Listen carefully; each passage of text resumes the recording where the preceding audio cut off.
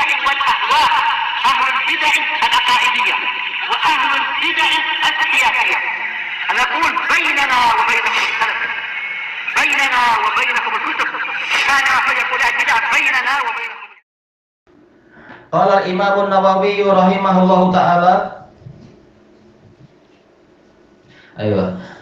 Al-hadisul hadi wasitun ba'da sittimi'ah. Hadis yang ke-661. Wa anhu, kembali ke atas berarti siapa? Dari Anas bin Malik radhiyallahu anhu qol, beliau mengatakan, "Ma masistu dibajan wala hariran." Belum pernah saya menyentuh dibaj, dalam riwayat yang lain khazan, yaitu apa? Sutra yang kualitinya tidak terlalu tinggi. Wala hariran, ataupun sutra, ini sama, dibaj dan harir sutra, tapi harir ini adalah sutra yang murni, yang kualitinya sangat tinggi. Baik, sebagaimana itu dijelaskan oleh Muhammad Abdurrahman Al-Mubarakfuri rahimahullah dalam Tuhfatul Ahwadhi. Dua-duanya sutra, tapi kualitinya lain-lain. Tapi tetap saja, sutra jenis manapun, belum pernah saya menyentuh yang seperti itu. Alayana min kafi Rasulillah sallallahu alaihi wasallam, yang lebih lembut daripada telapak tangan Rasulullah sallallahu alaihi wasallam. Tetap sutra kalah. Wala syamamtu raihatan qattu atyaba min raihati Rasulillah sallallahu alaihi wasallam. Dan belum pernah saya mencium, kalau Indonesia bilang ya, sini apa? Menghidu aroma yang lebih wangi sama sekali daripada bau Rasulullah sallallahu alaihi wasallam. Wa laqad khadamtu Rasulullah sallallahu alaihi wasallam 10 sinin. Sungguh saya telah melayani Rasulullah sallallahu alaihi wasallam selama 10 tahun. Fama qala li qattu uff, maka sama sekali beliau tidak pernah berkata kepada saya uff. Wala qala li syai'in fa'altuhu lima fa'altah, dan belum pernah beliau mengatakan untuk suatu perkara yang saya perbuat, kenapa engkau melakukan ini? Wala li syai'in lam af'alhu ala fa'alta kadza, dan tidak pernah juga beliau mengucapkan terhadap sesuatu yang tidak saya perbuat, kenapa engkau tidak melakukan ini? Muttafaqun alaih.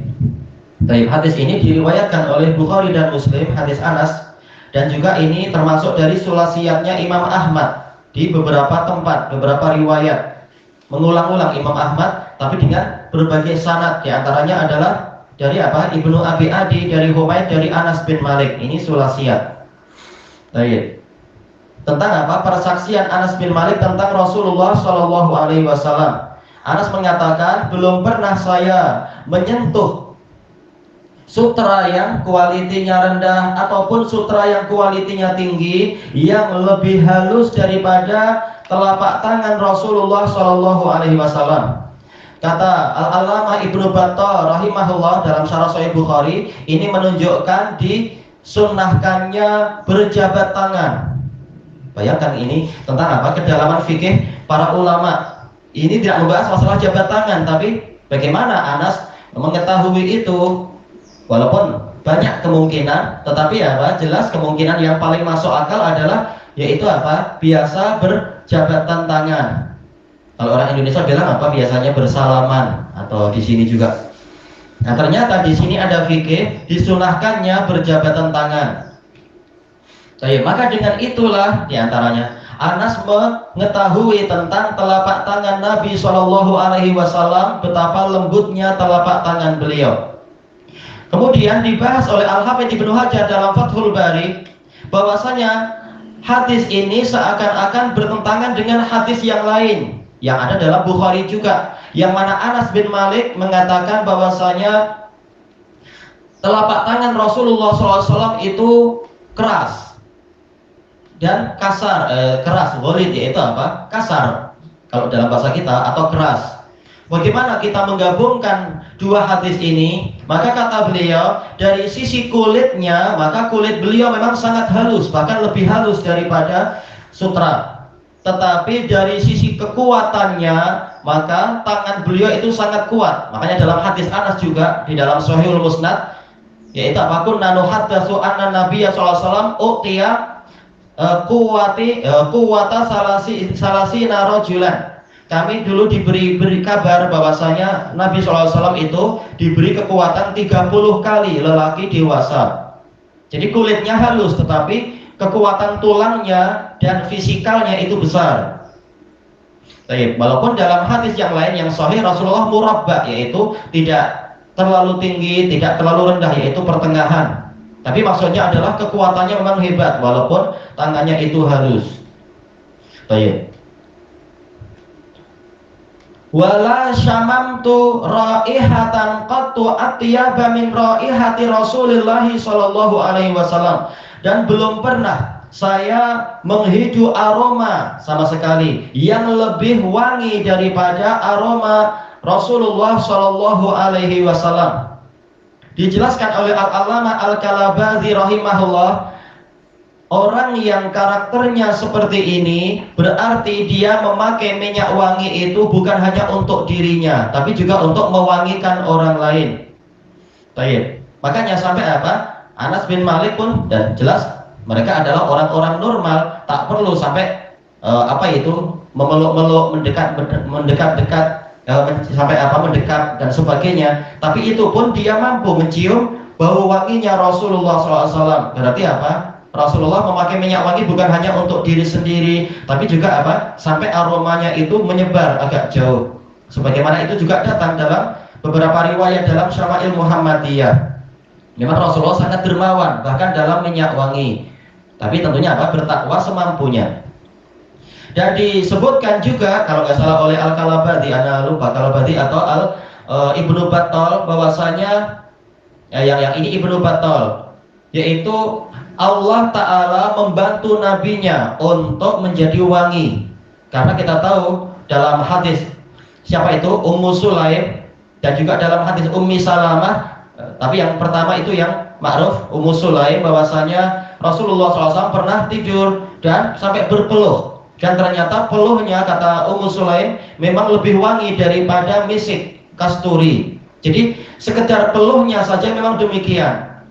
Dan ternyata dalam hadis Aisyah disebutkan Aisyah biasa memberikan minyak wangi pada Nabi, karena Aisyah tahu Nabi sangat menyukai minyak wangi. Jadi memang ini gabungan yang sangat hebat. Dari sisi karakter memang beliau itu Allah ciptakan peluhnya itu seperti peluhnya memang sangat wangi, tidak seperti peluh manusia biasa. Dan dari sisi ibadah memang beliau walaupun sudah wangi peluhnya, tetap beliau beribadah kepada Allah dengan apa? Mensunahkan memakai minyak wangi. Nah, gabungan dua ini jangan heran kalau orang-orang di sekelilingnya pun ikut menghidu bau yang wangi, menikmati aroma yang harum dan semacam itu. Dan kata Ibnu Battal rahimahullahu ta'ala, ini sesuai, karakter seperti ini sesuai karena Nabi Muhammad SAW itu memang apa? Sering didatangi oleh para malaikat. Makanya Nabi tidak menginginkan untuk malaikat itu mencium bau yang buruk. Makanya dalam hadis muttafaqun alaih, ketika Nabi memakruhkan orang yang makan bawang atau yang lain-lain yang menimbulkan bau mulut yang busuk, melarang mereka untuk masuk ke masjid. Kemudian Nabi mengatakan fa innal malaikata tata'adzu mimma yata'adza bihi ibnu Adam. Karena para malaikat itu terganggu dengan sesuatu yang anak Adam terganggu. Berarti apa? Berarti kalau jangan memakai yang busuk-busuk kalau ke masjid, karena malaikat akan terganggu. Maka apa? Kebalikannya, yaitu disunahkan memakai yang wangi-wangi karena malaikat suka yang wangi. Baik. Makanya dalam hadis Abi Ayyub Al-Ansari dalam Sahih Muslim, alam apakah dalam Bukhari ada? Ana terlupakan. Kalau dalam Muslim jelas, yaitu ketika Rasulullah tidak memakan bawang, tidak memakan daun-daun bawang dan sebagainya, maka ditanyakan apakah ini haram wahai Rasulullah? Rasulullah mengatakan ini tidak haram, tetapi fa inni unaji man lam tunaji. Saya ini berbisik-bisik dengan makhluk yang engkau tidak berbisik-bisik dengannya, yaitu Nabi biasa kumpul dengan malaikat. Sementara apa? Malaikat tidak suka bau yang buruk, maka Nabi berusaha untuk senantiasa menjaga kewangian badan beliau. Baik. Makanya di dalam hadis muttafaqun alaih dari Aisyah radhiyallahu anha ketika membicarakan tentang apa? Tentang kecemburuan para istri Nabi, lalu sebagian membuat makar pada sebagian yang lain. Maka siapa itu? Hafsah dan bukan Hafsah, yaitu si Aisyah dan juga Saudah. Saudah tidak mau, tetapi Saudah bilang saya takut pada Aisyah, ya sudah saya ikut aja disuruh apa. Ya, ketika Rasulullah mencium mereka, maka Aisyah mengatakan, wahai Rasulullah, Anda memakai maghofir. Maghofir baunya kurang sedap. Rasul mengatakan, tak, saya tak makan maghofir. Bahkan Anda makan maghofir, wahai Rasulullah, ini baunya busuk. Maka Rasulullah mengatakan, sudah, setelah ini saya tidak mau lagi minum madu dari Hafsah. Baik. Lalu apa sih? Saudah jadi ketakutan. Oh, kita menghalangi Rasulullah dari yang beliau sukai, yaitu madu. Karena memang Hafsah waktu itu dapat hadiah dari kaumnya madu dan memberikan Rasul. Sementara Rasul suka madu. Ketika Rasulullah minum madu itu, Aisyah tahu dan dia cemburu, maka dia mengatakan ada bau busuk. Lalu Rasulullah SAW mengatakan, saya tak mau lagi makan yang itu. Maka maka Saudah ketakutan mengatakan, oh kita menghalangi Nabi dari yang beliau sukai. Aisyah mengatakan, uskuti, kamu diam. Namanya apa? Biasa antar wanita. Baik. Ini menunjukkan memang Nabi sangat anti dengan yang namanya bau-bau busuk. Beliau sangat berusaha menjaga kewangian diri beliau. Tentunya apa? Kita berusaha semampunya pakai minyak wangi yang tidak sampai mengganggu orang lain. Dan ini memang susah. Kadang orang ini suka, orang itu tak suka. Sementara kita jumpa yang ini dan jumpa dengan yang itu. Tapi semampunya, bertakwa semampunya, ikut sunnah semampunya, memakai yang wangi-wangi. Baik.